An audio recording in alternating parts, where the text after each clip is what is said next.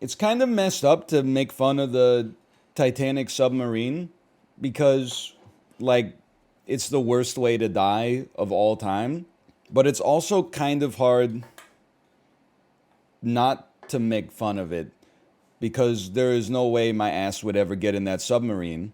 Because the first thing I would say is, I'm not getting in that, I'm gonna die.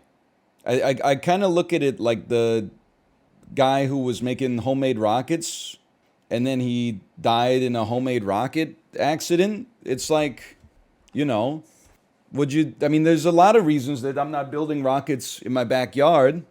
One of them is that I have no expertise. One of them is that I have no interest. But like, definitely up there is the fact that I would probably get myself killed.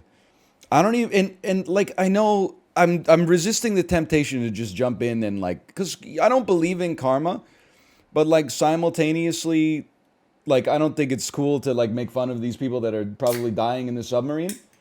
I just think like I don't think the universe is going to punish you for doing it, but I just wouldn't feel like a good guy for saying it. But simultaneously, I'm like, brother, as soon as they pulled out the Logitech controller and said, this is how we drive the submarine, like, my ass is not getting in that.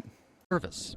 An experimental submersible vessel that has not been approved or certified by any regulatory body and could result in physical injury, disability, emotional trauma, or death. Where do I sign?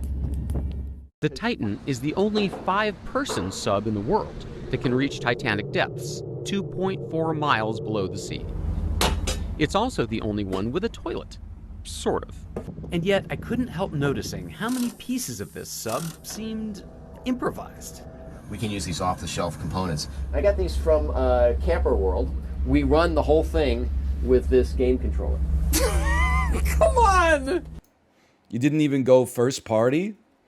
I got nothing against Logitech. I have a Logitech keyboard and mouse. Generally speaking, I have positive interactions with the brand, but like, not in a submarine. I want that shit to be made by like, you know, Boeing or Westinghouse or something like that. I don't want the hoary arcade stick controlling the Titanic submarine. And they weld you in there too. It's crazy. And then the extra wrinkle that like the only other submarine on Earth that can get to that depth is owned by Gabe Newell. It's quite the story. You would not catch my ass getting in the submarine. You can only drive with the Taiko no Tatsujin drums, man. And his sub looks so much better.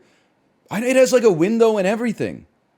And I'm guessing he didn't buy like the stuff that he needed at Camping World or Camper World, sorry. Maybe I'm just an idiot. Like, sometimes being disinterested actually has like a lot of value. I don't need to go down there and see the Titanic. What am I expecting to see? It's sunk. Like, I get that it would be, if the Titanic was on land, I would go to the museum and be like, whoa, that's crazy. But I would not dive, you know, thousands of meters. Maybe it's not thousands of meters, but I don't know how far down it is. It's far enough down. I saw the infographic that was like, the pressure down here is so high that it can like turn a tungsten cube into like a single grain of sand. 12,500 feet. I'm going to stop you right there. I don't know what that means. 12,500 feet. That's 2,800 meters. 2,800 meters. That's pretty far. That's pretty... No shot, dude. It's actually 3,800? I mean... What's the depth where, like, if you don't have equipment, the pressure kills you, assuming you could breathe underwater? Like 100 feet, maybe? Maybe less? 25 feet? I guess you can't really look at that. That's like being in an airplane and being like 30,000 feet. Bro, humans die if they fall from like 15 feet. You'll never catch me going 30,000 feet in the air. Good one. Maybe all airplanes should just fly 15 feet above the ground. This is lies. I've been on 80-foot dives. Okay, either way, it's like, it's not very far down relative to the submarine. I guess that's why you need a submarine to begin with. Why do planes go so high? The air is thinner, so it takes less fuel to generate velocity at that height. Also, the higher you go, the more you're aided by the rotation of the Earth. Like if you fly closer to the ground, like the airplane's doing all the work to travel, but if you fly higher up in the air, the Earth is doing like 80% of the work just rotating underneath you. Should have stopped talking. Wait, that's not true?